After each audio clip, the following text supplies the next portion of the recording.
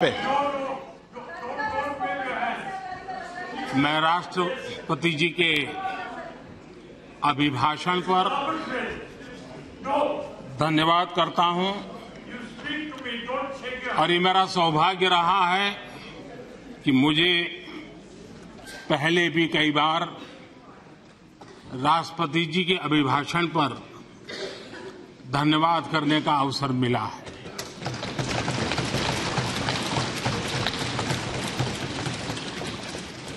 लेकिन इस बार मैं धन्यवाद के साथ साथ राष्ट्रपति महोदया जी का अभिनंदन भी करना चाहता हूं।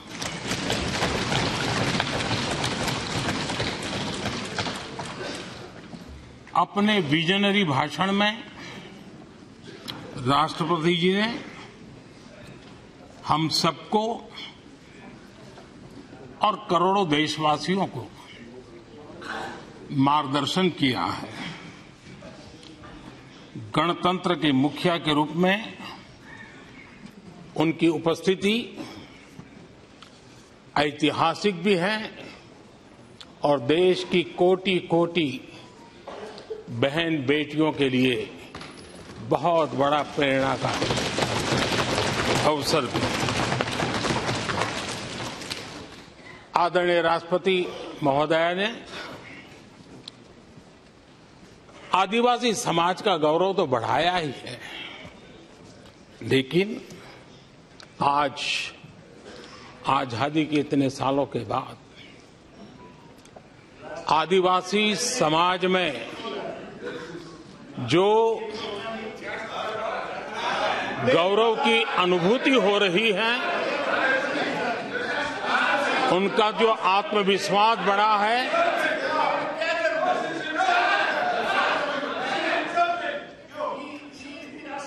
और इसके लिए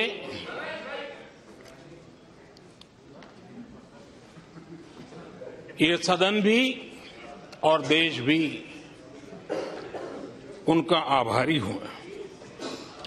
राष्ट्रपति जी के भाषण में संकल्प से सिद्धि तक की यात्रा का बहुत बढ़िया तरीके से एक खाका खींचा गया।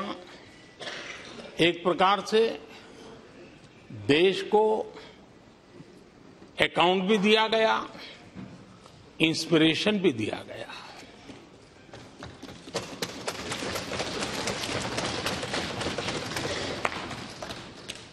आदरणीय अध्यक्ष जी, और जब इन बातों को गौर से सुनते हैं, उसे समझने का जब प्रयास करते हैं, तो ये भी ध्यान में आता है कि किसकी कितनी क्षमता है, किसकी कितनी योग्यता है, किसकी कितनी समझ है और किसका क्या इरादा है। ये सारी बातें प्रकट होती ही हैं और देश भली भांति तरीके से उसका मूल्यांकन भी करता है। मैं चर्चा में शामिल सभी माननीय सदस्यों का हृदय से आभार व्यक्त करता हूं, लेकिन मैं देख रहा था कल कुछ लोगों के भाषण के बाद पूरा इकोसिस्टम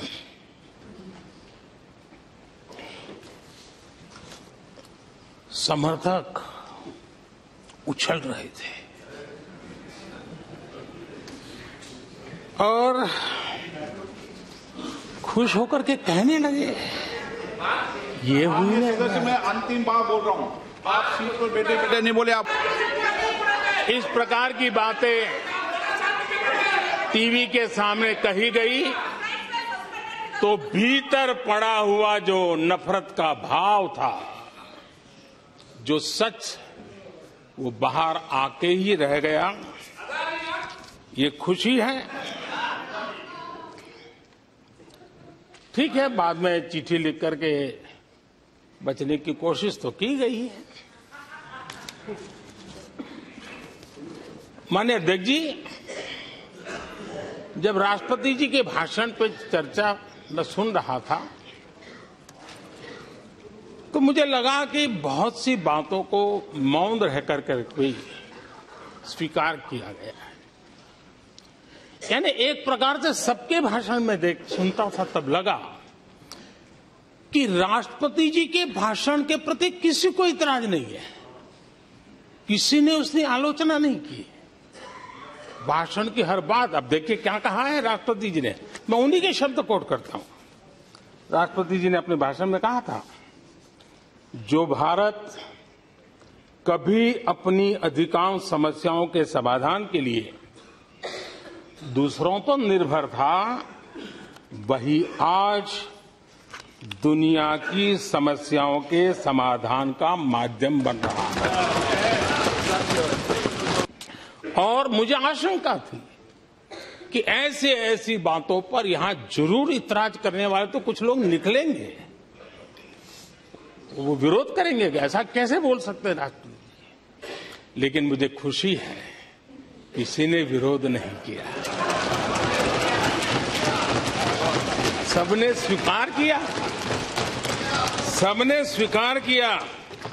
और माननीय अध्यक्ष जी, मैं 140 करोड़ देशवासियों का आभारी हूं कि सबके प्रयास के परिणाम आज इन सारी बातों को पूरे सदन में स्वीकृति मिली है।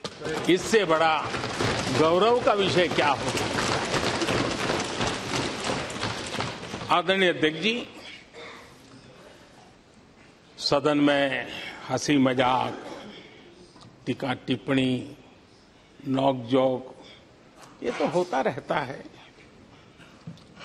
लेकिन ये नहीं भूलना चाहिए कि आज राष्ट्र के रूप में गौरवपूर्ण अवसर हमारे सामने खड़े हैं। गौरव के क्षण हम जी रहे हैं। राष्ट्रपति जी के पूरे भाषण में जो बातें हैं वो 140 करोड़ देशवासियों के सेलिब्रेशन का अवसर है। देश ने सेलिब्रेट किया है। माननीय अध्यक्ष जी, 100 साल में आई हुई ये भयंकर बीमारी, महामारी, दूसरी तरफ युद्ध की स्थिति, बटा हुआ विश्व, इस स्थिति में भी, इस संकट के माहौल में भी देश को जिस प्रकार से संभाला गया है, देश जिस प्रकार से संभला है, इससे पूरा देश आत्मविश्वास से भर रहा है, गौरव से भर रहा है। आदरणीय अध्यक्ष जी, चुनौतियों के बिना जीवन नहीं होता है। चुनौतियां तो आती हैं, लेकिन चुनौतियों से ज्यादा सामर्थ्यवान है 140 करोड़ देशवासियों का जज्बा। 140 करोड़ देशवासियों का सामर्थ्य चुनौतियों से भी ज्यादा मजबूत है, बड़ा है और सामर्थ्य से भरा हुआ है। कौन हिंदुस्तानी इस बात पे गर्व नहीं करेगा कि ऐसे समय में भी देश दुनिया की 5वीं बड़ी अर्थव्यवस्था बना।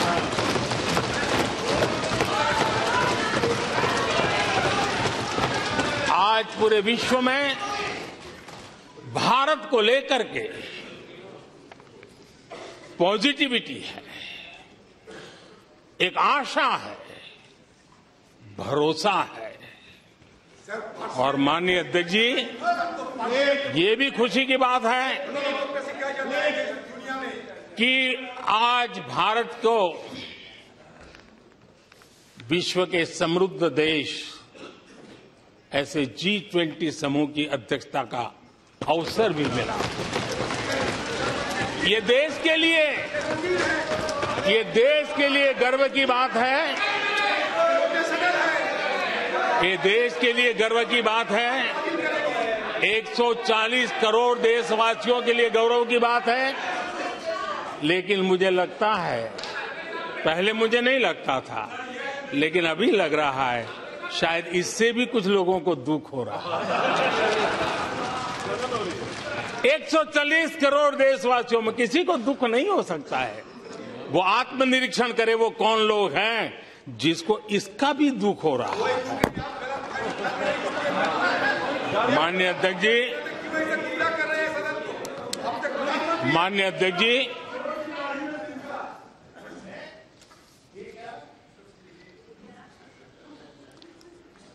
आज दुनिया की हर विश्वसनीय संस्था, सारे एक्सपर्ट्स जो वैश्विक प्रवाहों को बहुत गहराई से अध्ययन करते हैं, जो भविष्य का अच्छे से अनुमान भी लगा सकते हैं, उन सबको ये कारण है। इसका उत्तर छिपा है भारत में आई स्थिरता में, भारत की वैश्विक साख में, भारत के बढ़ते सामर्थ्य में और भारत में बन रही नई संभावनाओं में। माननीय अध्यक्ष जी, हमारी रोजमर्रा की जिंदगी में जो बातें हो रही है, उसी को मैं अगर शब्दबद्ध करूं और कुछ बातें उदाहरण से समझाने की कोशिश करूं। अब आप देखिए, भारत में एक 2-3 दशक अस्थिरता के रहे, आज स्थिरता है, पॉलिटिकल स्टेबिलिटी है, स्टेबल गवर्नमेंट भी है और डिसिसिव गवर्नमेंट है।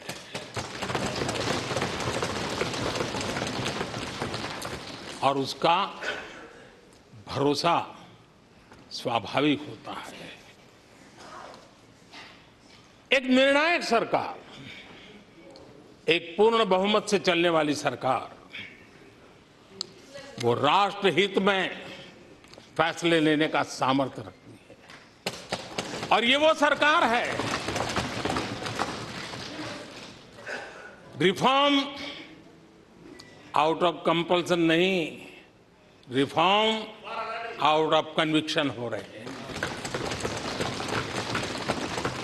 और हम इस मार्ग पर हटने वाले नहीं हैं, हम चलते रहेंगे। देश को समय की मांग के अनुसार जो चाहिए वो देते रहेंगे। माननीय अध्यक्ष जी, एक और उदाहरण की तरफ मैं जाना चाहूंगा। इस कोरोना काल में मेड इन इंडिया वैक्सीन तैयार हुई। भारत ने दुनिया का सबसे बड़ा वैक्सीनेशन अभियान चलाया। और इतना ही नहीं, अपने करोड़ों नागरिकों को मुफ्त वैक्सीन के टीके लगाए। इतना ही नहीं, 150 से ज्यादा देशों को इस संकट के समय हमने जहां जरूरत थी वहां दवाई पहुंचाई, जहां जरूरत थी वहां वैक्सीन पहुंचाई। और आज विश्व के कई देश हैं जो भारत के विषय में इस बात पर बड़े गौरव से विश्व के मंच पर धन्यवाद करते हैं, भारत का गौरवगान करते हैं। उसी प्रकार से तीसरे एक पहलू की तरफ ध्यान देते हैं। इसी संकट काल में आज भारत का डिजिटल इंफ्रास्ट्रक्चर, जिस तेजी से डिजिटल इंफ्रास्ट्रक्चर ने अपनी ताकत दिखाई है, एक आधुनिकता की तरफ बदलाव किया है, पूरा विश्व इसका अध्ययन कर रहा है। करोड़ों रुपये देशवासियों के खाते में जमा करवा चुका है। हजारों करोड़ रुपए ट्रांसफर हो जाते हैं। एक समय था छोटी छोटी टेक्नोलॉजी के लिए देश तरसता था जी। आज देश में बहुत बड़ा फर्क महसूस हो रहा है। टेक्नोलॉजी के क्षेत्र में देश बड़ी ताकत के साथ आगे बढ़ रहा है।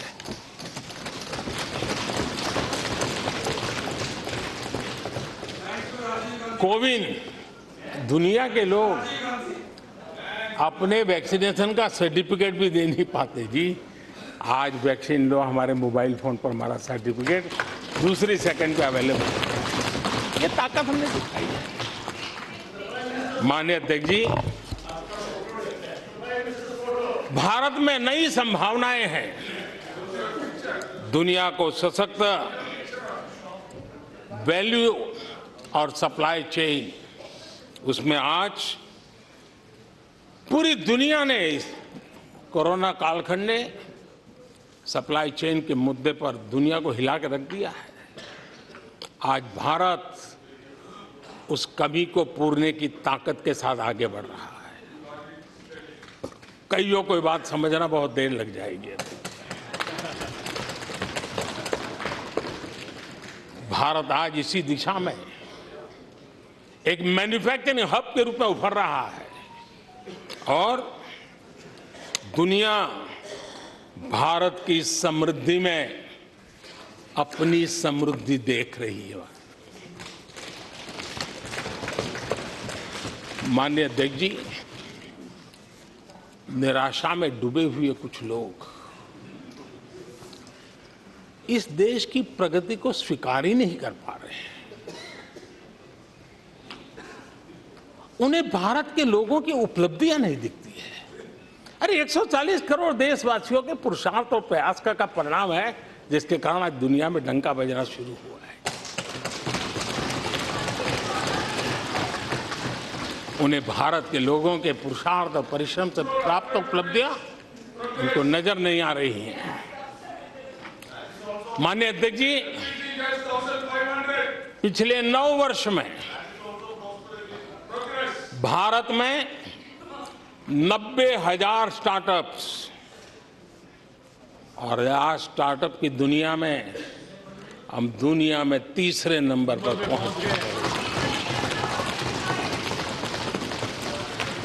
एक बहुत बड़ा स्टार्टअप इकोसिस्टम आज देश के टायर 2, टायर 3 सिटीज में भी पहुंच चुका है। हिंदुस्तान के हर कोने में पहुंचा है। भारत के युवा सामर्थ्य की पहचान बनता जा रहा है। माननीय अध्यक्ष जी, इतने कम समय में और कोरोना के विकट कालखंड में 108 यूनिकॉर्न बने हैं। और एक यूनिकॉर्न का मतलब होता है उसकी वैल्यू 6-7 हजार करोड़ से ज्यादा होती है। ये देश के नौजवानों ने करके दिखाया। माननीय अध्यक्ष जी, आज भारत दुनिया में मोबाइल मैन्युफैक्चरिंग में दुनिया में दूसरा बड़ा देश बन गया है। घरेलू विमान यात्री, डोमेस्टिक एयर ट्रैफिक में आज विश्व में हम तीसरे नंबर पर पहुंच चुके हैं। एनर्जी कंजम्पशन प्रगति के एक मानदंड माना जाता है। आज भारत एनर्जी कंजम्पशन में दुनिया में एक कंज्यूमर के रूप में तीसरे नंबर पर हम पहुंच चुके हैं। रिन्यूएबल एनर्जी की कैपेसिटी में हम दुनिया में चौथे नंबर पर पहुंच चुके हैं। स्पोर्ट्स कभी हमारी कोई पूछ नहीं होती थी, कोई पूछता नहीं था। आज स्पोर्ट्स की दुनिया में हर स्तर पर भारत के खिलाड़ी अपना रुतबा दिखा रहे हैं, अपना सामर्थ्य दिखा रहे हैं। एजुकेशन समेत हर क्षेत्र में आज भारत आगे बढ़ रहा है। पहली बार, माननीय अध्यक्ष जी, गर्व होगा, पहली बार हायर एजुकेशन में एनरोलमेंट वालों की संख्या 4 करोड़ से ज्यादा हो गई। इतना ही नहीं, बेटियों की भी भागीदारी बराबर होती जा रही है।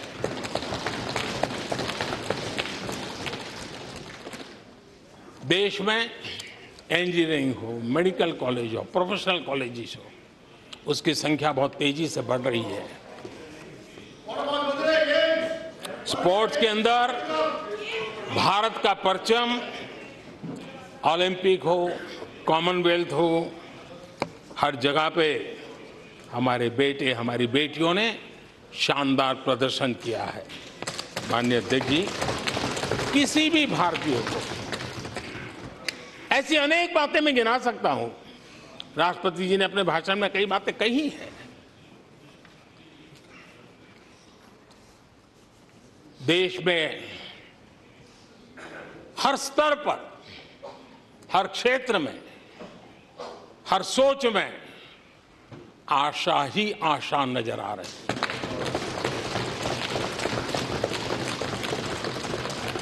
एक विश्वास से भरा हुआ देश है, सपने और संकल्प लेकर के चलने वाला देश है। लेकिन यहां कुछ लोग ऐसे निराशा में डूबे हैं, ऐसे निराशा में डूबे हैं। काका हाथरसी ने एक बड़ी मजेदार बात कही थी। काका हाथरसी ने कहा था, आगा पीछा देखकर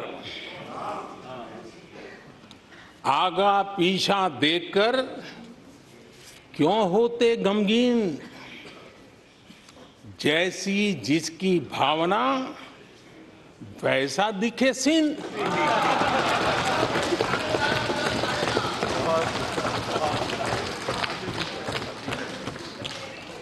आदरणीय अध्यक्ष जी, आखिर ये निराशा भी ऐसे नहीं आई है। इसके पीछे कारण है। एक तो जनता का हुक्म, बार बार हुक्म, लेकिन साथ साथ इस निराशा के पीछे जो अंतर मन में पड़ी हुई चीज है, जो चैन से सोने नहीं देती है। 2004 से 14 भारत की अर्थव्यवस्था खस्ता हाल हो गई। निराशा नहीं होगी तो क्या होगा? 10 साल में महंगाई डबल डिजिट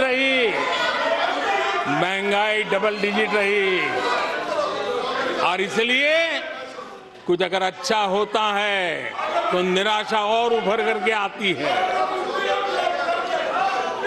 और जिन्होंने बेरोजगारी दूर करने के वादे किए थे,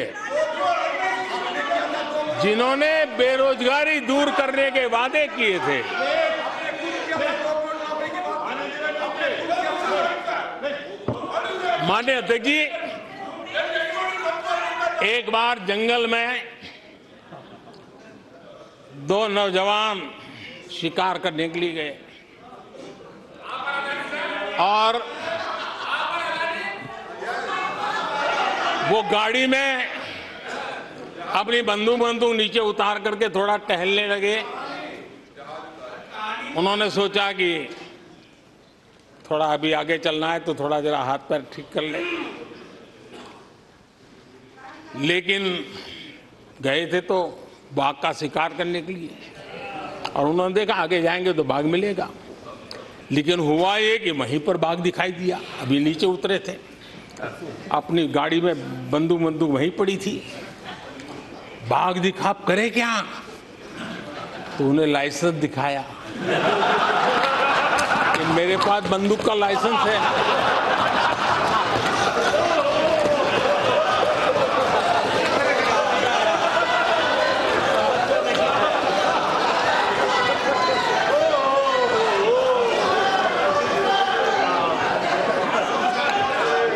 इन्होंने भी बेरोजगारी दूर करने के नाम पर एक कानून दिखाया, वो कानून बना दिया है। अरे देखो, कानून बना दिया है। ये इनके तरीके से पल्ला झाड़ दिया। 4 से 14 आजादी के इतिहास में सबसे घोटालों का दशक रहा, सबसे घोटाला।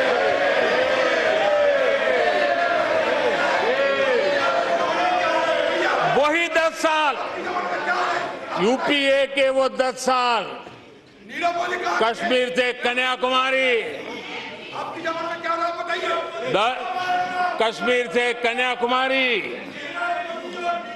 भारत के हर कोने में आतंकवादी हमलों का सिलसिला चलता रहा। 10 साल हर नागरिक असुरक्षित था। चारों तरफ यही सूचना रहती थी कि कोई अनजानी चीज को हाथ मत लगाना, अनजानी चीज से दूर रहना, वही खबरें रहती थी। 10 साल में जम्मू कश्मीर से लेकर नॉर्थ ईस्ट तक हिंसा ही हिंसा देश का शिकार हो गया था। उस 10 साल में भारत की आवाज ग्लोबल प्लेटफॉर्म पर इतनी कमजोर थी कि दुनिया सुनने तक तैयार नहीं थी। आदरणीय अध्यक्ष जी, ऊर्जा का किसी भी देश के विकास में अपना एक महात्म्य होता है, और जब दुनिया में भारत की ऊर्जा शक्ति के उभार की दिशा में चर्चा की जरूरत थी, इस सदी के दूसरे दशक में हिंदुस्तान की चर्चा ब्लैकआउट के नाते हुई। पूरे विश्व में ब्लैकआउट के वो दिन चर्चा के केंद्र में आ गए। कोयला घोटाला चर्चा में आ गया। आदरणीय अध्यक्ष जी, देश पर इतने आतंकी हमले हुए, 2008 के हमलों को कोई भूल नहीं सकता है, लेकिन आतंकवाद पर सीना तान कर आंख में आंख मिला करके हमले करने का सामर्थ्य नहीं था। उसे चुनौती को चुनौती देने की ताकत नहीं थी, और उसके कारण आतंकवादियों के हौसले बुलंद होते गए और पूरा देश 10 साल तक खून बहता रहा। मेरे देश के निर्दोष लोगों का वो दिन गए थे। आदरणीय अध्यक्ष जी, जब एलओसी एलएसी भारत के सामर्थ्य की ताकत का अवसर रहता था, उस समय डिफेंस डील को लेकर के हेलीकॉप्टर घोटाले और सत्ता को कंट्रोल करने वाले लोगों के नाम उसमें चिन्हित हो गए। आदरणीय अध्यक्ष जी, जब देश के लिए जरूरत थी और निराशा के मूल में ये चीजें पड़ी हुई है, सब उभर करके आ रहा है। आदरणीय अध्यक्ष जी, इस बात को हिंदुस्तान हर पल याद रखेगा कि 2014 के पहले का जो दशक था, द लॉस्ट डेकेड के रूप में जाना जाएगा, और इस बात को इनकार नहीं कर सकते कि 2030 का जो दशक है, ये इंडियाज डेकेड है पूरे विश्व के लिए। आदरणीय अध्यक्ष जी, थैंक यू शशि जी। बंटवारा हो गया, बंटवारा। आदरणीय अध्यक्ष जी,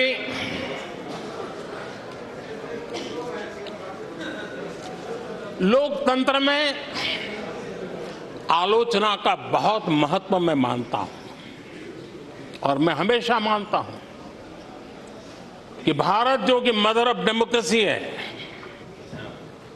सदियों से हमारे यहां लोकतंत्र हमारी रगों में पनपा हुआ है, और इसलिए मैं हमेशा मानता हूं कि आलोचना एक प्रकार से लोकतंत्र की मजबूती के लिए, लोकतंत्र के संवर्धन के लिए, लोकतंत्र के स्पिरिट के लिए आलोचना एक शुद्धि यज्ञ है। उस रूप में हम आलोचना को देखने वाले हैं। लेकिन दुर्भाग्य से बहुत दिनों से मैं इंतजार कर रहा हूं, कोई तो मेहनत करके आएगा, कोई तो एनालिसिस करके कोई आलोचना करेगा ताकि देश को कुछ लाभ हो। लेकिन 9 साल आलोचना नहीं, आरोपों में गंवा दिए जिन्होंने, सिवाय आरोप, गाली गलौज, कुछ भी बोल दो, इसके सिवाय कुछ नहीं किया। गलत आरोप। और हाल ये चुनाव हार जाओ, ईवीएम खराब, दे दो गाली। चुनाव हार जाओ, चुनाव आयोग को गाली दे दो। क्या तरीका है? अगर कोर्ट में फैसला पक्ष में नहीं आया तो सुप्रीम कोर्ट को गाली दे दो, उसकी आलोचना कर दो। अगर भ्रष्टाचार की जांच हो रही है, अगर भ्रष्टाचार की जांच हो रही है,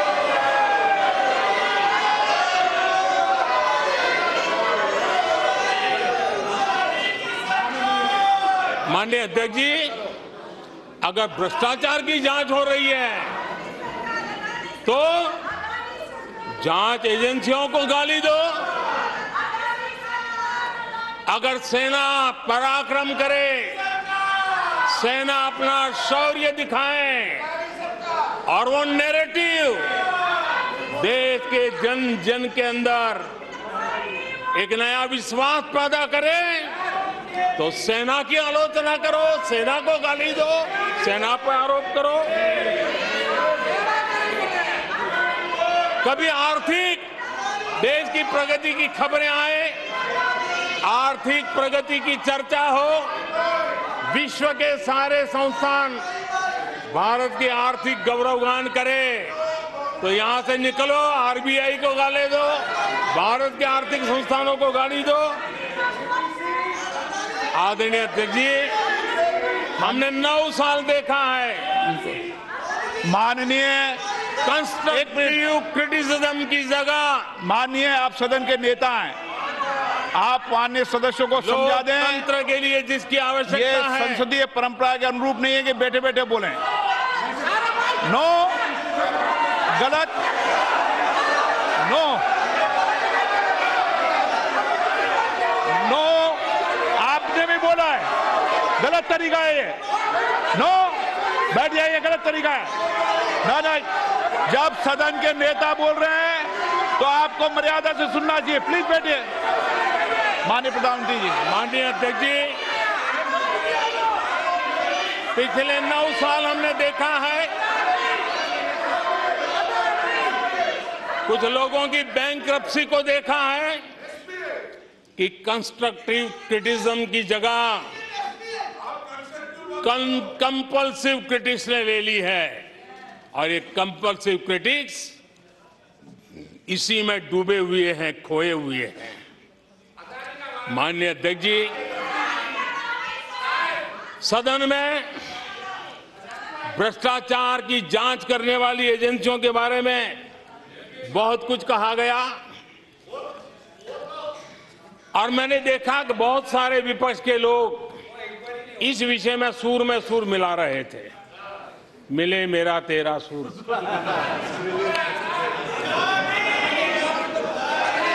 आदरणीय अध्यक्ष जी, मुझे लगता था देश की जनता देश के चुनाव के नतीजे ऐसे लोगों को जरूर एक मंच पर लाएंगे, लेकिन वो तो हुआ नहीं। लेकिन इन लोगों ने ईडी का धन्यवाद करना चाहिए कि ईडी के कारण ये लोग एक मंच पे आए हैं। ईडी ने एक लोगों को एक मंच पर ला दिया है।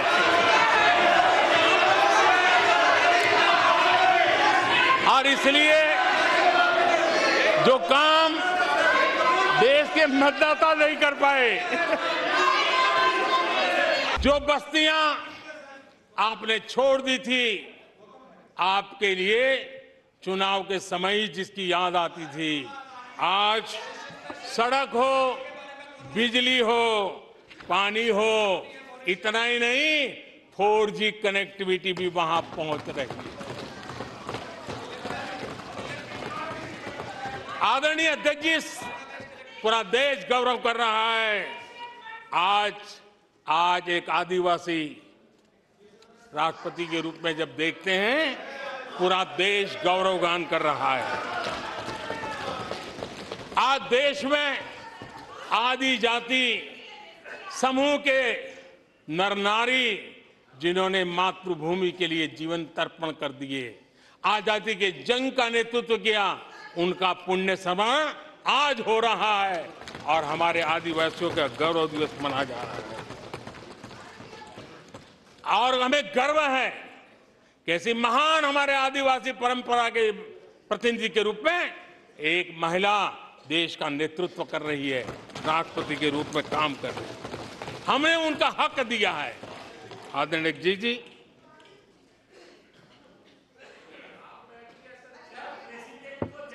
आदरणीय अध्यक्ष जी, हम पहली बार देख रहे हैं। आदरणीय अध्यक्ष जी, कभी कभी मजाक उड़ाया जा रहा है। ऐसा कैसा प्रधानमंत्री है, लाल किले पर से टॉयलेट की बातें करता है, बड़ी मजाक उड़ाई गई। आदरणीय अध्यक्ष जी, ये टॉयलेट, ये इज्जतगार, इन मेरी माताओं बहनों की क्षमता, उनकी सुविधा, उनका सुरक्षा का सम्मान करने वाली बात। इतना ही नहीं मानिए अध्यक्ष जी, जब मैं सैनिटरी पैड की बात करता हूं तो लोगों को लगता है, अरे प्रधानमंत्री ऐसे विजय में क्यों जाते हैं। माननीय अध्यक्ष जी, सैनिटरी पैड्स के अभाव में गरीब बहन बेटियों के अपमान सहती थी, बीमारियों का शिकार हो जाती थी। माताओं बहनों को धुएं में दिन के कई घंटे बिताने पड़ते थे, उनका जीवन धुएं फंसा रहता था। उसे मुक्ति दिलाने का काम उन गरीब माताओं बहनों को करने का सौभाग्य हमें मिला है। जिंदगी खप जाती थी, आधा समय पानी के लिए, आधा समय केरोसिन की लाइन के अंदर खपे रहते थे। आज उसे मुक्ति देने का संतोष, उन माताओं बहनों को मुक्ति देने का संतोष।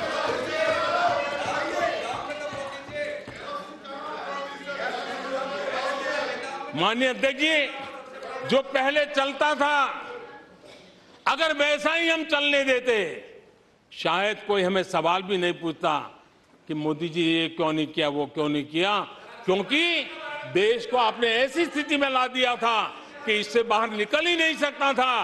वैसी निराशा में देश को झोंक कर रखा हुआ था।